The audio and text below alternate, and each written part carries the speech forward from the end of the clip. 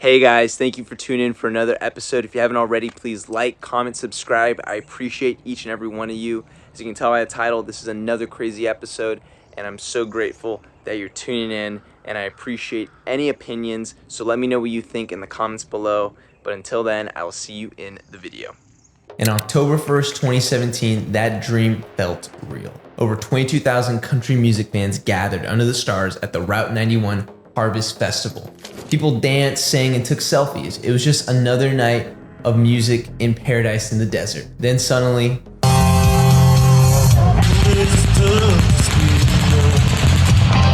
gunfire from above. Bullets rained from the 32nd floor of the Mandalay Bay Hotel. In just 10 minutes, 60 people were gone.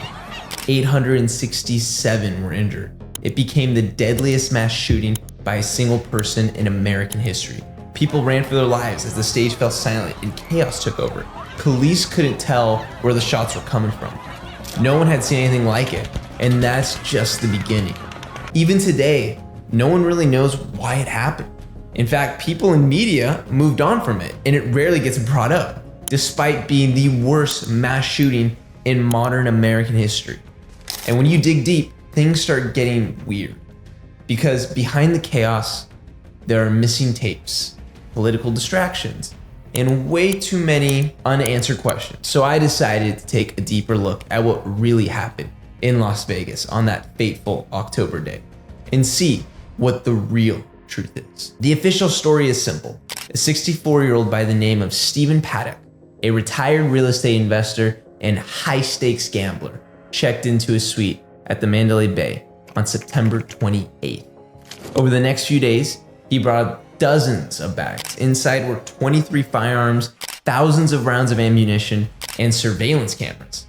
He even set one up in the hallway to warn him if someone came close. On the night of the concert at 10:05 p.m., Paddock apparently smashed two windows and began firing into the crowd across the street where the festival is taking place. This lasted until 10:15. SWAT officers didn't breach through him until 11:20. More than an hour later. This will be a key point later. They supposedly found Paddock inside, already gone, unalived, no manifesto, no warning signs, no clear motive. Authorities ruled it a lone wolf attack and closed the case. But something didn't sit right. The logistics alone were staggering. How did one man pull off something so coordinated without being caught or questioned for days? And that's where the digging began. Steven Paddock didn't fit the profile of a mass shooter, and it's not even close. He was a 64-year-old retired real estate investor with a ton of money, and he's a high-stakes gambler who lived in a quiet Nevada retirement community.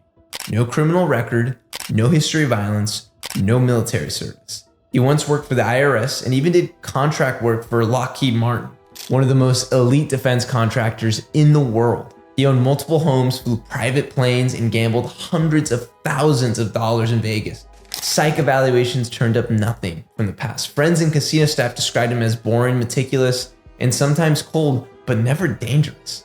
He wasn't broke, he wasn't angry, he didn't write a manifesto, didn't post threats, didn't even have social media. If anything, he was the kind of man who went unnoticed. No religious affiliation, no political affiliation, no, he just hung out. And no history of mental illness. Kind of like a ghost. So the question isn't just why did he do it, it's how someone with zero red flags pulled off the most calculated shooting in modern American history. Here's where things get strange. First, Steven Paddock's brother said right after the attack that this came out of nowhere. You can see from his body language here, he's in complete shock and at a loss of words. He even goes as far to say he had recently helped him move, and he had zero machine guns, and it was like an asteroid fell out of the sky. He had no machine guns when I moved him from Melbourne to Mesquite. I mean, find out who he bought the machine guns from. And once again, it's like I said, this is like an asteroid fell. It's not until a second interview that he speaks with the journalist outside his Orlando home. For the entire clip, you can tell this is a man struggling to find the words to excuse his brother. He even goes as far to say, "I hope they find a tumor in his head or we're in trouble." This quote truly identifies and tells you what type of person his family thought of him as. And it gets even stranger. Even former employees are seen crying in confusion. Why Steve would do such things, since his character displayed on a day-to-day was so different as was said by Lisa Crawford here. He cared about everybody's finances. He cared about everybody's cars. He actually cared about people. So with testimonies from his brother, co-workers, and whatever internet savants could find on the web, nothing, I tell you, nothing pointed towards an unstable mass shooter. But how did Steven show up at the Mandalay Hotel on the 32nd floor with an arsenal of weaponry that can arm a small army? But that's where an independent investigator comes in. People like I Am John Collins, a YouTuber who began compiling video footage, police logs, and dispatch audio. He created a second-by-second timeline of the event and quickly noticed something very strange. And for more in-depth with hours of breakdown, I recommend you go to his channel. He has videos on this case. So according to hotel staff, Paddock had gone to the Mandalay many times and he would use the service elevator, not the main one. But no security guard ever flagged him. Even though he brought in massive bags over several days, McCullens also discovered discrepancy in the timing of the first shots, 911 calls, and when police said they responded. But the video that caught my attention, and from this point on, I can never unsee what I've seen now, is this video of a blast coming out of the Mandalay Bay window at 9:47 p.m., about 18 minutes before the first reported shots started firing down on the country concert. It seems the room was not Paddock's suite with the now infamous image of the broken glass, but through deep mathematical analysis of guns and bullets, John Collins highlights the smoking gun evidence that the supposed first shots could have never come from his room, implying like the JFK assassination, there was more than one shooter. And if they did come from the same room, it had to have been calculated by someone who knew what they were doing, not someone like Steven Paddock. After careful play-by-play breakdown, you can see John makes a compelling case. The shooters could have possibly been shooting from helicopters that had zero call signs that picked up on radar at the same time as the shooting begins. This is where people have no explanation, and witnesses all can attest to this. But let's hold on. We're forgetting the most important testimonies. Again, these are the people who were the target of the attack, the country music goers. What did they think happened? What did they suspect? What strange things did they notice? Fortunately, we have key witness testimonies corroborating this theory by John. I could see like a shadow, like not facing, like facing out towards us. So not like sitting back how you would in a helicopter strapped in. He was like, or, you know, they were like looking down at us. I could see their heads, then underneath I could see like a big blob, and I'm like, I couldn't tell what that was. And so I think that's another reason why I was really sure about it, because they were like looking down on us, and for some reason I just knew it was coming out of that helicopter. And then there's Rachel, who goes further to tell the same story right here. I looked up in between Mandalay Bay and the Luxor, and in between those two hotels, relatively high, was a helicopter coming directly towards, like from Mandalay Bay towards the venue where I was sitting. Oh, whoa. Okay. And so I looked up, again, because Mandalay Bay is on that side of me when I'm in where I was standing. And when I looked up, there was no lights on this helicopter at all, not even one, which I found very weird. And the doors were open. There was probably at least 2 rows of people on each side, hanging out a little bit, and gunshots coming from there. So what are we to make of this alleged evidence that there was more than one shooter and that these other shooters from the supposed helicopter were open firing on innocent people? Or were they targeting someone? Ian Carroll takes these pieces of evidence and highlights suspicious helicopters in the air at the time, but also points out that many hallway cameras were disabled. He even mapped out what areas had no surveillance at all, including the hallway right outside Paddock's suite. He shared floor plans and said the blind spots weren't an accident. They were suspiciously convenient. Several hotel employees also claimed they thought something was off, but were told not to talk. Many people disregard these pieces of evidence as conspiracy or harming the alleged victims.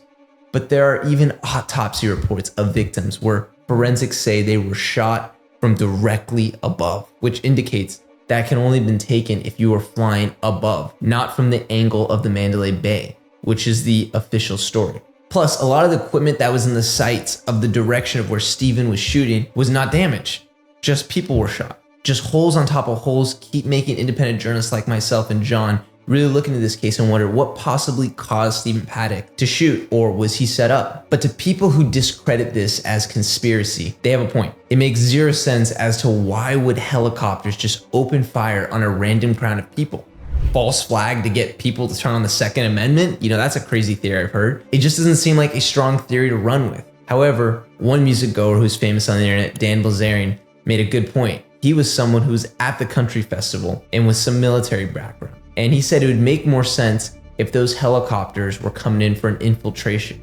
Since their transponders went off during the shooting, they might have gone to the roof to retrieve someone or people. A possible firefight on the roof, Ian Carroll says. But who really knows? There are still so many questions and parts of the timeline that still don't add up. Also, the fact that many witnesses after the shooting died in suspicious circumstances, many of which had publicly stated they saw helicopters and were convinced there was more than one shooter. That is very eerie. Let us go into the 77-minute segment of time of mystery where nothing happened between the gunfire ended and when SWAT entered Paddock's room. Think about that. He stopped shooting at 10:15 p.m., but the police didn't breach until 11:20. That's over an hour with no movement, no confirmed communication, and no rush. Sheriff Joe Lombardo said the delay was for safety and they had to assess the threat. But radio audio from the scene showed officers on scene not knowing if he was alone or even if shots had stopped completely. The FBI claimed it was protocol, but many questioned the long delay, especially when every minute counted in a mass shooting. Former military personnel said breaching protocols in active shooter situations are usually immediate, which is counter to what they did. Also, the weapon supposedly being used was a claimed M4, and every veteran or gun enthusiast claims there is zero chance that an M4 makes the noise they heard on the audio, and was able to fire an M4 with that type of precision on the country goers.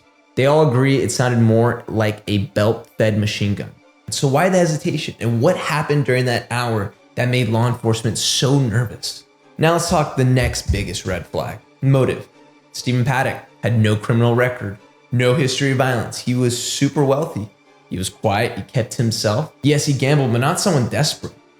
He was someone that had a system and would go in gambling and probably count cards. Investigators searched his digital footprint, financial records, and social life and found nothing helpful. No political beliefs, no religious ties, no signs of mental breakdown. One ATF agent told reporters off the record that they'd never seen someone so prepared with so little motive. Multiple psychologists analyzed his behavior and found no triggers. Some even questioned if he was the true mastermind or just the fall guy. It's a mystery wrapped in silence. So we're told that Steven Paddock acted alone, that he barricaded himself in a hotel suite, fired more than 1,000 rounds into a concert crowd, then offed himself when SWAT finally closed in. But the crime scene tells a different story. Let's start with the rifle, the one we talked about, the M4, that he was supposedly used in his final moment. Instead of being on the floor or scattered from the recoil, the rifle was lying across Paddock's leg, not beside him. Not under him, just resting like someone placed it there. Then there's the blood pattern. Experts had pointed out the lack of blood spatter is consistent with the self-inflicted gunshot wound to the head. The pool of blood is oddly positioned, not where you'd expect it if he had dropped backward suddenly. And two different colors of blood suggest a new and old shot. Even the forensics are missing. No publicly confirmed gunpowder residue report. If he pulled the trigger, why didn't we get the detail locked in day one? Some of the leaked crime scene photos show 2 rifles by his body. Others, only one. And strangely, a single black glove is found away from his hand. Why only one? And whose was it? But here's where things really start to break. Hotel door logs and dispatch records indicate activity in and around the suite after the final shots were fired. That includes doors opening and closing when Paddock was supposedly already gone. Someone was potentially moving in the room. The question is, who? And what about the cameras? Paddock allegedly set up internal surveillance, but that footage was never released. And hallway cameras outside the suite, apparently not available. According to Mandalay Bay's lawyers, dozens of eyewitnesses reported hearing gunshots at other hotels. The Bellagio, Tropicana, even New York, Police dispatch audio and citizen video captures frantic reports of armed men running through lobbies, shots fired outside casinos, and multiple people screaming about, quote, more shooters. People on the strip saw men with long guns sprinting into buildings, ducking through service hallways, but none were ever identified or arrested. Yet, all those leads were silently dropped. The official story? Just one shooter in one room. So if you're still thinking this was one old man with a few rifles, let's settle this. The evidence doesn't raise just doubts, it destroys the whole lone wolf narrative. The more you look at it, the more it looks like he didn't pull the final trigger at all. In fact, he had to have help. So here's where things really hit the fan too. We learn afterwards, the Mandalay Bay Hotel is separated from the penthouse floors 35 through 39, belonging to the famous chain hotel, the Four Seasons. This detail is important because all the floors below, including floor 32, where Steven Paddock was allegedly firing the shots, belongs to the Mandalay Bay. This is separate from the bougie Four Seasons. Now, there's one theory that's gained a lot of attraction. That theory involves the Middle Eastern country that has been westernizing, known as Saudi Arabia. One theory that's gained traction involves Saudi Arabia. That same weekend, apparently Prince Mohammed bin Salman, one of Saudi Arabia's richest royal families, was staying at the Mandalay Bay a few floors above in the Four Seasons Hotel, who we've come to learn are owned by two billionaires. At the time of the Vegas massacre, 75% of the hotel chain was owned by Bill Gates, and the other 25% was owned by Prince Al-Walid bin Talal of Saudi Arabia, who is a reported another royal family member. The Saudi connection doesn't stop there. Rumors swirled Mohammed bin Salman, MBS, the recently crowned Prince of Saudi Arabia, may have also been in Las Vegas that weekend, potentially the real target of an attempted hit or warning. Just 1 month after the shooting, MBS launched an unprecedented purge of the Saudi royal family, arresting dozens of princes and billionaire businessmen, including the owner of the Four Seasons Hotel, Al-Walid bin Talal himself, on charges of corruption. Coincidence? Maybe. But many researchers have pointed out that the timeline was just too tight. Was the shooting not about the crowd at all, but rather a smokescreen for something much more elite and international? With foreign royals in the building, the Four Seasons at the top, and multiple floors under private security control, some now believe the Vegas shooting may have been a cover-up for an assassination plot gone sideways. One that kicked off a geopolitical power shift halfway across the world in Saudi Arabia. So why would anyone want to target Mohammed bin Salman? At the time, MBS was aggressively consolidating power in Saudi Arabia, breaking decades of royal tradition. He had threatened the wealth and status of rival princes by proposing sweeping reforms and seizing billions in assets. In 2017, he publicly promised to, quote, eradicate corruption and reorient Saudi Arabia away from old oil dynasties and toward a new economic future. But behind the vision was a brutal crackdown. Dozens of royal family members, including the powerful figures, like we mentioned, Prince Al-Walid bin Talal, were reportedly furious at him. And just before MBS launched his purge, reports suggest he was in Las Vegas. Researchers like Ian Carroll and independent threads on platforms like Reddit and X, Twitter, proposed a chilling theory that the shooting was either a cover or a failed assassination attempt, possibly carried out by internal Saudi factions or foreign contractors. And if true, that would mean the barrage of bullets raining down on a concert may have been intended not for the crowd at all, but for a single protected royal in the building. Within 30 days, MBS had locked up his enemies and seized control of the kingdom. In this view, the Vegas shooting wasn't just domestic terror, it was global power being fought in the shadows. Soon after the shooting, Prince Al-Walid was arrested in Saudi Arabia as part of the major purge. What was happening behind the scenes? Months after the shooting, the FBI released a final report, but there was a problem. It said nothing. No motive, no larger plot, no red flags, and more importantly, many pages were redacted. Some of the redactions involved Paddock's financial connections, overseas communications, and potential contacts of interest. Why would the FBI hide that? Former agents say they were ordered to stand down on certain leads. And independent journalists claim hotel executives and casino security firms were never properly questioned. Even the ATF admitted later they didn't follow up on some of the weapon transactions, and there's been zero push for reopening the case. Why is the deadliest shooting in modern history being treated like a cold case? At the center of all this noise, though, are the families. Mothers, fathers, brothers, and daughters, even people that I know, relatives. who just want to know why. Why did this happen? Why hasn't the full footage been released? Why do so many questions remain? And why did the officials close the case so fast? Even 5 years later, many victim families say they don't believe the official story. They've held marches, spoken at city halls, and begged Congress to reopen the case. Some are still trying to sue the hotel and security contractors. Others have been ignored by insurance companies. And almost all of them feel like their loved ones became political pawns. Was it the perfect distraction? Well, here's what we know. The shooting pulled attention from White House scandals. It derailed investigations into real estate deals. It erased headlines about foreign influence. It protected high-level investors connected to the hotel. Every second of attention went to the tragedy, and after 2 weeks, the media moved on. No special counsel, no public hearings, just silence. If it was a distraction, it worked. There was no follow-up investigations by major networks. Cable news hosts called skeptics conspiracy theorists and shut down discussion. But history shows real conspiracies always sound crazy at first. The Las Vegas shooting was a tragedy, but it was also a moment when too many powerful people had too much to lose, it seemed. We may never know the full truth, but the inconsistencies matter, the questions matter, and the victims deserve better than silence. Because when facts don't match the story, we should all be asking, what else do they want us to know? Truth doesn't come easy. Sometimes it takes years, sometimes decades, but the only thing worse than not knowing is pretending it doesn't matter. My name is Alessi. Thank you again for tuning in for another video. If you liked the video, please give it a like, smash the subscribe button, and leave a comment. I appreciate every detailed comment. I read them all and I respond to them all. And I appreciate each and every one of you. Do you think the Las Vegas shooting is a case closed, done deal? If so, leave a comment. If you don't believe and you believe there's more holes like I pointed out today, I'd love to hear your thoughts, good or bad. I appreciate all opinions. This is the place where the truths you were never told are told. So thank you again, and I will see you in the next one.